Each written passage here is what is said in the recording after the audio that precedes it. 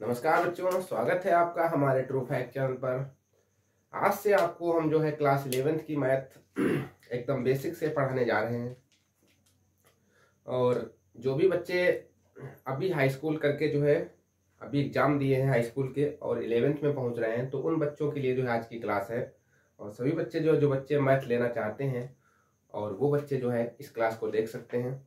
बहुत ही बेहतर होने वाली है और एकदम बेसिक से जो है एकदम स्टार्टिंग से जो है क्लास 11th की मैथ को ओपन करने जा रहे हैं। ठीक है, तो आपकी जो क्लास 11th की मैथ है उसका फर्स्ट चैप्टर जो आपका है वो समुच्चय चैप्टर है और समुच्चय को बोला जाता है इंग्लिश में सेट। ठीक है, तो ये समुच्चय क्या होता है, क्या इसकी डिफिनीशन होती है, कितने प्रकार का होता है, कितने प्रकार से इसको सॉल्व किया जाता है, तो उन सभी चीजों की बात करने वाले हैं आज के लेक्चर में। तो सभी बच्चे ध्यान से समझेंगे और इधर ध्यान से देखेंगे। ठीक है, तो समुच्चय क्या है, तो समुच्चय के जो पिता थे, मतलब समुच्चय चैप्टर को बनाने वाले कौन थे, इनके पिता थे जॉर्ज कैंटर। कौन थे?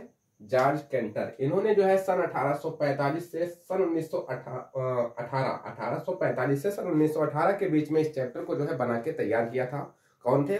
George canter. ठीक है, तो ये आपके जो है समुच्चय चैप्टर के जो है पिता कहलाते हैं। फिर समुच्चय है क्या, तो समुच्चय की मैंने डिफिनीशन आपके सामने पहले से ही लिख ली है क्योंकि काफी जो है वीडियो लंबा ना हो इसलिए। ठीक है, तो समुच्चय की डिफिनीशन क्या है, वस्तुओं के सुपरिभाषित समूह को समुच्चय कहते हैं। वस्तुओं के सुपरिभाषित समूह को समुच्चय कहते हैं। एक बार पढ़ने से आपको समझ में नहीं आएंगे क्योंकि आपका जो बिल्कुल नया चैप्टर है, आपने जो है 10th में कुछ ऐसी चीजें तो पढ़ी ही नहीं थी ना, तो बिल्कुल आपके लिए नया है। ठीक है, तो मैं समझाऊंगा पूरा बेसिक से, बस देखते रहो आप। ठीक, तो मैंने क्या बताया, वस्तुओं के सुपरिभाषित समूह को समुच्चय कहते हैं। आगे मैंने कुछ और लिख रखा है, इसको ब्रैकेट में आप लोग नोट कर लेंगे, रफली है। क्या है? संग्रह व्यक्तियों के अनुसार ना बदले, मतलब जो भी संग्रह हो, जो भी समूह हो, वो व्यक्तियों के अनुसार बदलना नहीं चाहिए। जैसे मैं कहूं कि मेरे पास ये 2 मार्कर हैं, ठीक है, मेरे पास ये 2 मार्कर हैं, तो मैं कह रहा हूं कि मेरे पास ये 2 मार्कर हैं, तो इनको जितने भी लोग देखेंगे वो सभी कहेंगे कि ये 2 मार्कर हैं। कोई ऐसा जो है नहीं कहेगा कि ये 2 पेंसिल है। ठीक है, कोई भी जो है व्यक्ति ऐसा नहीं कह सकता है, या कोई ये नहीं कह सकता है कि ये 2 जो है लकड़ियां हैं। ठीक है, ये 2 मार्कर हैं, सभी लोग यही कहेंगे। तो ये 2 व्यक्तियों के अनुसार नहीं बदल रहा है, तो फिर इसे हम क्या कह सकते हैं, ये 2 मार्करों का समुच्चय है। क्या है? 2 मार्करों का समुच्चय है। ठीक है, ऐसे मैंने कई एग्जाम्पल आपके सामने लिख रखे हैं। देखो लिखा है जैसे 10 से कम विषम प्राकृत संख्याओं का समुच्चय, 10 से कम विषम प्राकृत संख्याओं का समुच्चय। ठीक है, तो एक बार समुच्चय से संबंधित मैं आपको एक चीज बता देना चाहता हूं। पहले एक बार मैं फ्रेम को चेक ले लेता हूं कहां तक आ रहा है। ठीक है, उसी के हिसाब से मैं लिखूंगा। हाँ, यहां तक आ रहा है। मैं यहाँ पे एक चीज मैं आपको बता दूं कि समुच्चय को हमेशा इस ब्रैकेट से दिखाएंगे, मतलब जो भी समुच्चय के अवयव होंगे आपके वो इस ब्रैकेट के भीतर लिखे जाएंगे। ठीक है, और जो भी इसके भीतर लिखा जाता है उसको बोला जाता है अवयव। जैसे मैं इसके भीतर लिख दूं A, B, C, तो ये आपके क्या है? अवयव है। ठीक है, और समुच्चय का ये सिंबल होता है, ये ब्रैकेट ही क्या है? समुच्चय है। इसके अंदर जो भी चीज हम लिखेंगे वो कहलाएंगे अवयव। तो समुच्चय को हमेशा इस ब्रैकेट से दिखाना है। जिन बच्चों को बनाना नहीं आता है, इस ब्रैकेट को बनाना सीख लो। ठीक है, क्योंकि पूरे चैप्टर में आपका ये ब्रैकेट पूरा यूज होता रहेगा। ठीक है बेटा, चलिए फिर इसको मिटाते हैं अब हम। तो अब आ जाओ, मैंने कहा है 10 से कम विषम प्राकृत संख्याओं का समुच्चय। तो आप सभी को पता है, मैंने 10th में पढ़ाया है संख्या पद्धति में, प्राकृतिक संख्याएं जो होती हैं वो आपकी 1 से होती हैं, 1 से लेके इनफाइनाइट तक। ठीक है, और यहाँ पे कौन सी प्राकृतिक संख्याओं की बात कर रहा है, वो विषम प्राकृत संख्याओं की, और वो भी कब कब कितनी? 10 से कम। ठीक है, और समुच्चय को ABCD के आप कैपिटल लेटर से दिखाएंगे। ABCD जो आपके 26 अक्षर होते हैं उनमें से आप कोई भी एक अक्षर ले सकते हैं, पर कैपिटल लेना है। ठीक है, तो यहाँ पे मैं ले लेता हूं समुच्चय में, मान लेता हूं, माना A बराबर यहाँ पे क्या बन जाएगा, ये समुच्चय को जो है आपके जो वर्ण, जो अंग्रेजी का वर्णमाला होता है उसमें आप कोई भी कैपिटल लेटर ले लो। मैंने A ले लिया है, तो A इक्वल टू समुच्चय के लिए ये ब्रैकेट बनाते हैं। तो ये ब्रैकेट आप बहुत अच्छे से बनाना सभी बच्चे सीख लो, इस प्रकार से बनता है। ठीक है, और इसके अंदर हमें क्या लिखना है, 10 से कम विषम प्राकृतिक संख्या लिखनी है। तो 10 से विषम प्राकृतिक संख्या कौन सी होती है? 1 होती है।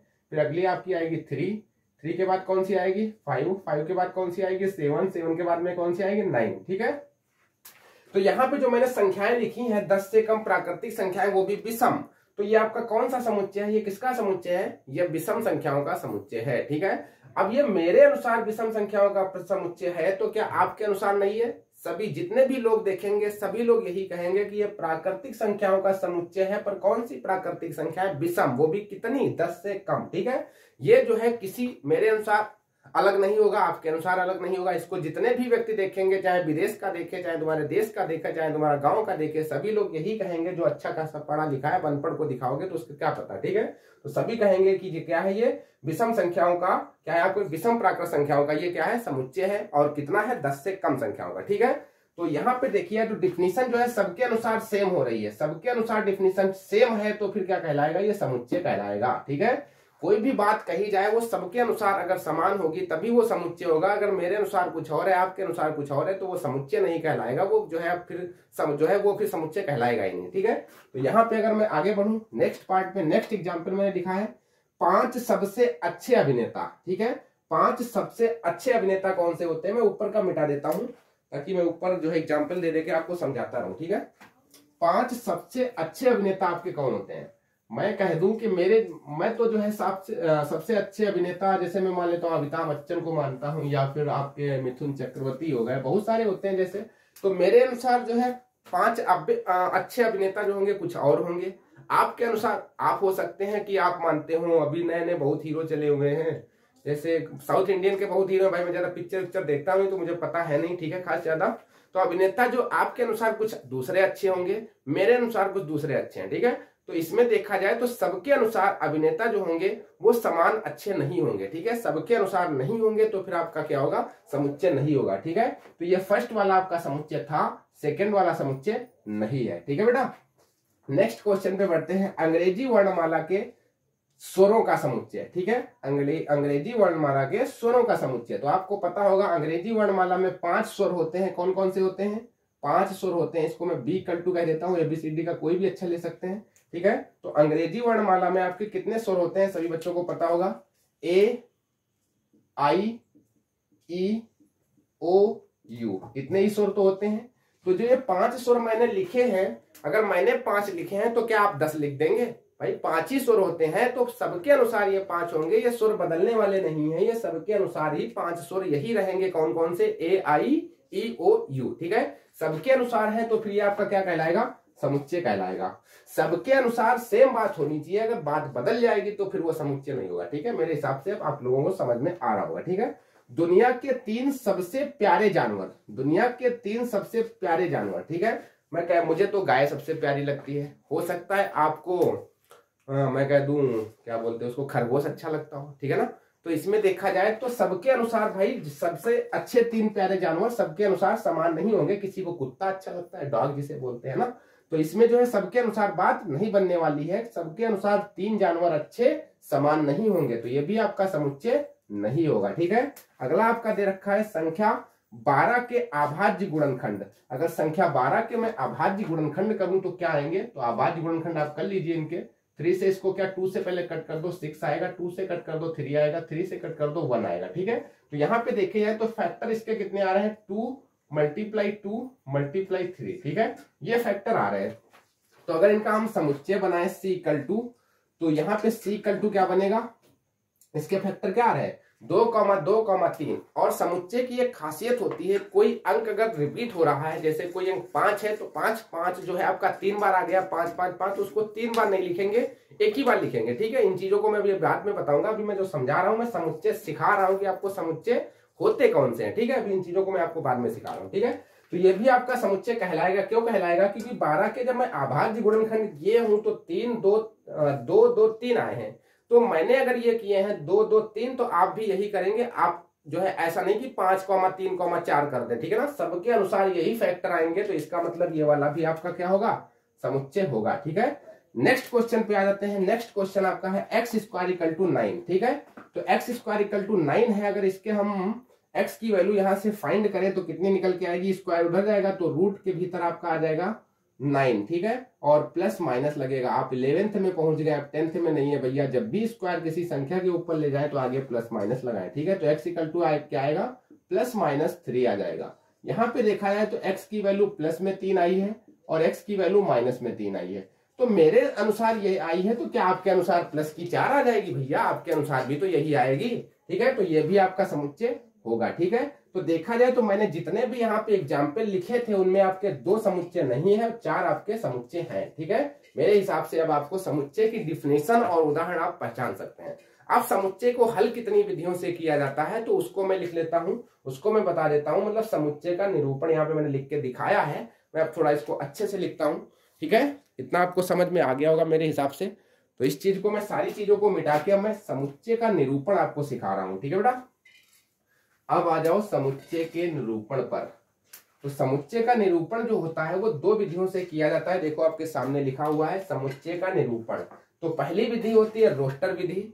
रोस्टर विधि को सूची विधि भी कहते हैं। सूची विधि को हो या सारणी विधि को, मतलब इसके तीन नाम है, रोस्टर विधि को हो, सूची विधि को हो या सारणी विधि को, ठीक है। और इंग्लिश में सबसे बढ़िया याद कर लो, एक ही नाम है, टेबुलर फॉर्म, ठीक है। क्या नाम है? Tabular form. तो आप रोस्टर विधि को क्या बोलेंगे? टेबुलर फॉर्म बोलेंगे, ठीक है। और दूसरा जो इसका मतलब लिखने का जो नियम होता है वो होता है समुच्चय निर्माण रूप। इसको इंग्लिश में बोला जाता है set builder form, set builder form, ठीक है। तो यहाँ पे ये क्या चीज लिखी है इसको मैं आपको समझा देता हूं। मैंने अभी लिखा था, मैंने क्या लिखा था अभी, मैंने फर्स्ट एग्जाम्पल जो लिया था 10 से कम विषम 10 से कम विषम प्राकृत संख्याओं का समुच्चय, विषम प्राकृत संख्याओं का समुच्चय, विषम प्राकृत संख्याओं का समुच्चय, ठीक। तो अभी जो मैंने इसको लिखा था जिस रूप में, वो आपका रूप था रोस्टर रूप। अभी मैंने कैसे लिखा था? अभी मैंने लिखा था a इक्वल टू क्या लिखा था? 1,2 2 नहीं था, कौन सा 3, 5, 7 और 9, ठीक है। तो ये आपके 10 से कम विषम प्राकृत संख्याएं थी। तो ये जो रूप लिखा है इसी को बोला जाता है रोस्टर रूप, या फिर सारणीबद्ध रूप, या फिर सूचीबद्ध रूप, या फिर टेबुलर फॉर्म, ठीक है। तो ये तीनों जो नाम है वो इस रूप को बोलते हैं। तो फिर समुच्चय निर्माण रूप कौन सा होता है? तो समुच्चय निर्माण रूप लिखने, इसी को हम समुच्चय निर्माण रूप में अब लिख रहे हैं। देखो बेटा कैसे लिखते हैं समुच्चय निर्माण रूप में, इसको कैसे लिखेंगे? तो इसको लिखेंगे हम a इक्वल टू ध्यान से देखना बेटा, अभी आप लोग नए भाई 11th में पहुंच रहे हैं तो इतनी जल्दी आसानी से चीजें समझ में नहीं आएंगी, ठीक है। x सच डेट x, सच डेट का मतलब क्या होता है? इस प्रकार, सच डेट कहते हैं इंग्लिश में, हिंदी में बोला जाता है इस प्रकार। मतलब x इस प्रकार है, x इस प्रकार है कि x सच डेट x किसमें बिलोंग कर रहा है? कौन सी संख्या है आपकी? कौन सी संख्या है? 10 से कम प्राकृत संख्या है, ठीक है। तो आपके दो निशान होते हैं, एक होता है ये, इसे बोला जाता है बिलोंग, और इसको अगर मैं कट कर दूं तो इसे बोला जाता है not belong, does not belong, ठीक है, डज नॉट बिलोंग। अगर ऐसे लगा है तो इसको हम बिलोंग बोलेंगे। मैं पूछूं आपसे, आप किस गांव से बिलोंग करते हैं? बिलोंग का मतलब आप कहाँ रहते हैं, ठीक है। तो आप बताएंगे मैं हरदोई में रहता हूँ, हरदोई जिला में रहता हूँ, तो हरदोई जिले से बिलोंग करता हूँ, ठीक है। बिलोंग का मतलब होता है आप कहाँ रहते हैं, ठीक है। तो और इसको अगर मैं काट दूं तो इसको क्या बोला जाता है? Does not belong, does not belong, ठीक है। तो मैंने क्या लिखा है? a equal to x such that x belong to, किसमें बिलोंग कर रहा है ये किसमें बिलोंग कर रहा है? a, ये जो आपका समुच्चय a है ये किसमें बिलोंग कर रहा है? यहाँ पे a लिखो, ठीक है ना। यहाँ पे आप लिखना चाहो तो a लिख सकते हो, ठीक है बेटा।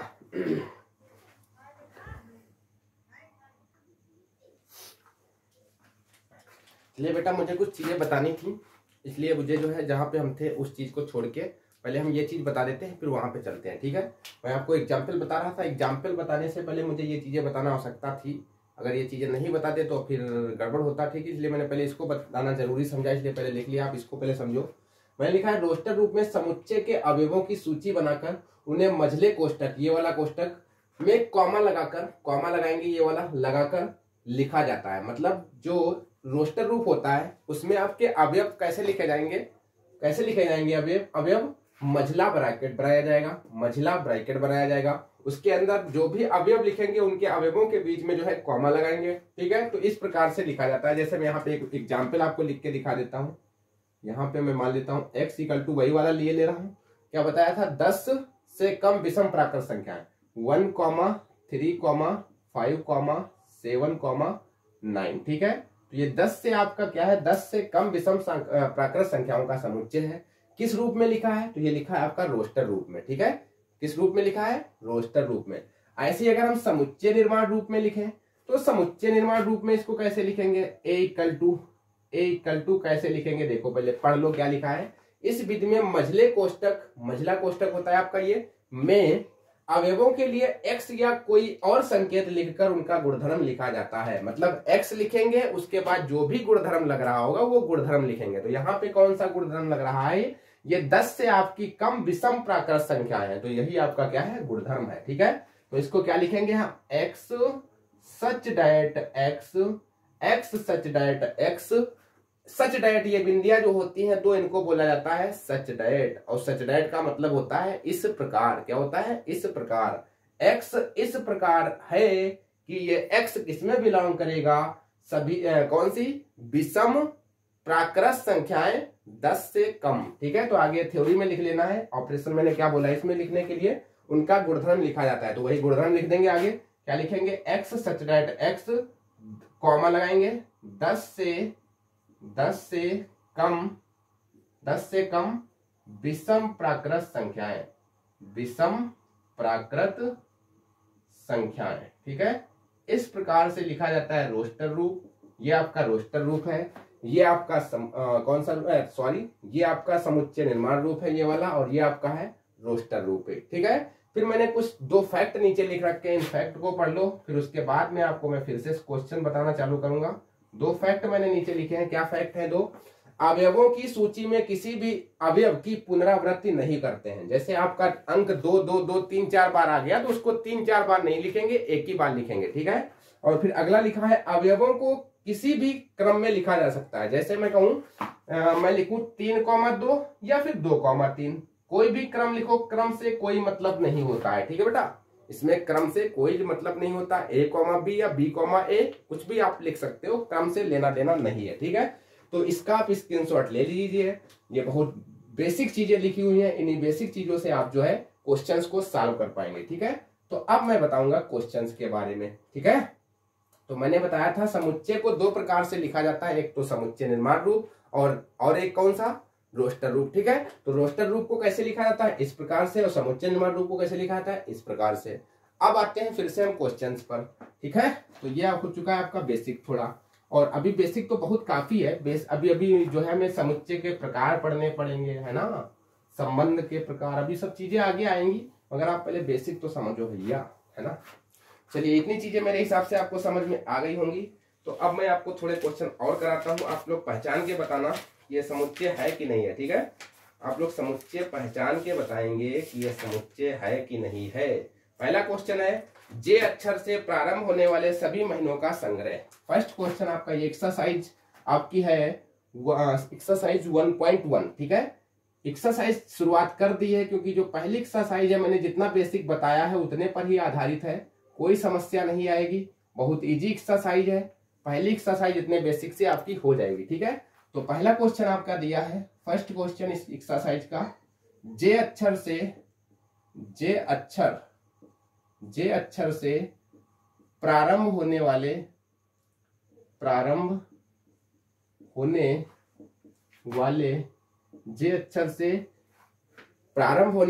वर्ष के सभी महीनों का समुच्चय। जे अक्षर से प्रारंभ होने वाले वर्ष के सभी महीनों का समुच्चय। और एक चीज मैं आपको क्लियर करा दूं कि 11th की मैथ इतनी जबरदस्त मैथ है, आपने अगर इसको पढ़ लिया तो आपकी 12th की जो मैथ है बिल्कुल हलवा हो जाएगी। आपको 12th की मैथ में कोई भी दम नहीं लगेगा, आप अगर 11th की मैथ को अच्छे से पढ़ लेते हैं। ठीक है, 11th की मैथ जो है आपको आगे भी काम आएगा। आप नीट करेंगे, जेई का एग्जाम देंगे, तो वहां भी बहुत इंपॉर्टेंट है आपकी जो है 11th की मैथ। ठीक है, तो इसको आप बहुत बेसिक से पढ़ेंगे और बहुत ही विधिवत पढ़ेंगे, कोई भी चैप्टर इसका जो है मिसअंडरस्टैंडिंग नहीं करेंगे, सारे चैप्टर आप इसमें ध्यान से पढ़ेंगे। ठीक है बेटा, जे अक्षर से प्रारंभ होने वाले वर्ष के सभी महीनों का समुच्चय। तो जे अक्षर से प्रारंभ होने वाले वर्ष में कितने महीने होते हैं, तो मैं लिख लेता हूं इसको, और इस समुच्चय को मान लेता हूं मैं ए इक्वल टू वर्ष के 12 महीने होते हैं। इसमें कौन कौन से आपके जे अक्षर से प्रारंभ होते हैं, तो पहला आपका जनवरी हो जाता है। ठीक है, जनवरी बोलते हैं इसको, जनवरी। दूसरा कौन सा होता है, जून होता है। तीसरा कौन सा होता है, जुलाई होता है। बोलो और कोई होता है इन तीनों के अलावा, शायद मेरे हिसाब से तो यही होते हैं, जून, जुलाई और जनवरी, ठीक है। तो ये 3 महीने होते हैं। अगर मैं ये 3 महीने बता रहा हूं तो क्या आप 5 बताएंगे? आप भी तो 3 ही बताएंगे भैया।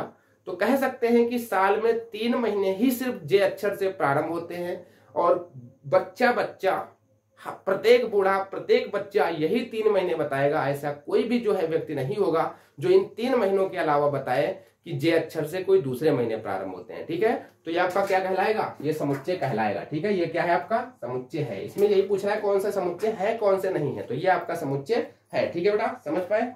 ये आपका समुच्चय है, ठीक है। तो नेक्स्ट क्वेश्चन पे चले। ये आपका जो है समुच्चय होगा, ठीक है। नेक्स्ट क्वेश्चन है आपका, भारत के सबसे 10 प्रतिभाशाली लेखकों का संग्रह। क्वेश्चन नंबर 2 है आपका, भारत के 10 सबसे प्रतिभाशाली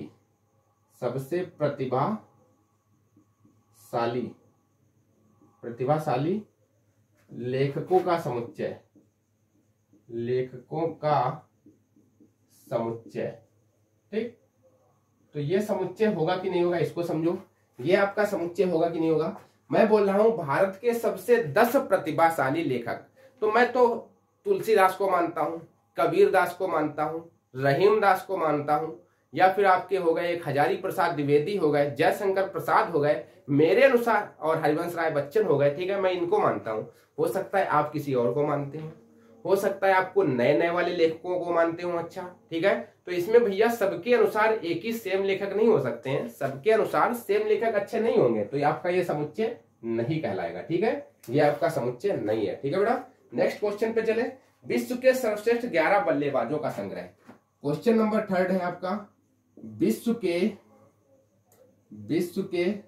सर्वश्रेष्ठ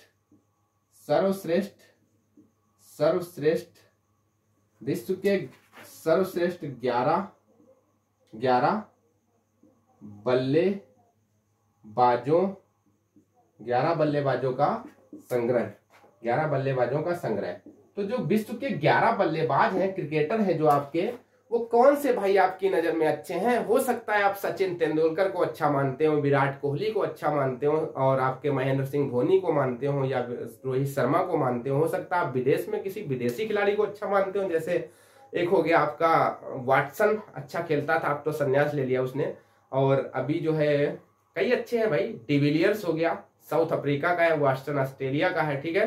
तो हमारी नजर में कुछ और खिलाड़ी अच्छे होंगे, आपकी नजर में कुछ और खिलाड़ी अच्छे होंगे, तो ये भी आपका समुच्चय नहीं कहलाएगा, ठीक है। ये भी आपका समुच्चय नहीं है। सिर्फ इसमें भैया इस एक्सरसाइज में सिर्फ समुच्चय को पहचानना है, ठीक है बेटा। चलिए नेक्स्ट क्वेश्चन पे आते हैं। आपकी कक्षा के सभी बालकों का संग्रह। क्वेश्चन नंबर 4, आपकी कक्षा के सभी बालकों का संग्रह मतलब आप 11th क्लास में पहुंच चुके हैं, तो आप जो 11th क्लास में जो आपके बच्चे हैं, आपके बच्चे नहीं मतलब जो 11th में पढ़ते हैं, ठीक है, आपके बच्चे नहीं, ठीक है बेटा। जो 11th क्लास में जो बच्चे पढ़ते हैं, वो बच्चे जो है, कितने बच्चे हैं? मान लीजिए 70 बच्चे हैं, तो 70 बच्चे आप सुबह गिनेंगे तो 70 ही होंगे। कोई दूसरा बाहर से कोई व्यक्ति चलाए और उन बच्चों को गिने तब भी तो वो 70 ही रहेंगे, वो 71 थोड़ी ना हो जाएंगे। मतलब जितने क्लास में होंगे भाई उतने ही तो रहेंगे, संख्या उनकी बदल तो नहीं जाएगी। और ऐसा भी नहीं कि वो बच्चे बदल जाए, दूसरे बच्चे हो जाए, सबके अनुसार वही आपके बच्चे रहेंगे जो 11th में पढ़ रहे होंगे, है ना। तो ये आपका क्या होगा? समुच्चय कहलाएगा, ठीक है। ये आपका समुच्चय है क्योंकि ये सुपरिभाषित है, ठीक है बेटा। जिसकी परिभाषा दी जा सकती है वो आपका समुच्चय होता है, ठीक है। तो मेरे हिसाब से आप समुच्चय को पहचानना सीख चुके हैं, ठीक है। तो वीडियो काफी लंबा हो रहा है, तो ऐसे ही धीरे धीरे करके मैं आपको लाइव आना भी स्टार्ट करूंगा। मैंने आज जो है लाइट ना आने की वजह से वीडियो को रिकॉर्ड किया है, ठीक है। और हो सकता है कल से आपकी क्लास जो है लाइव चले, ठीक है बेटा।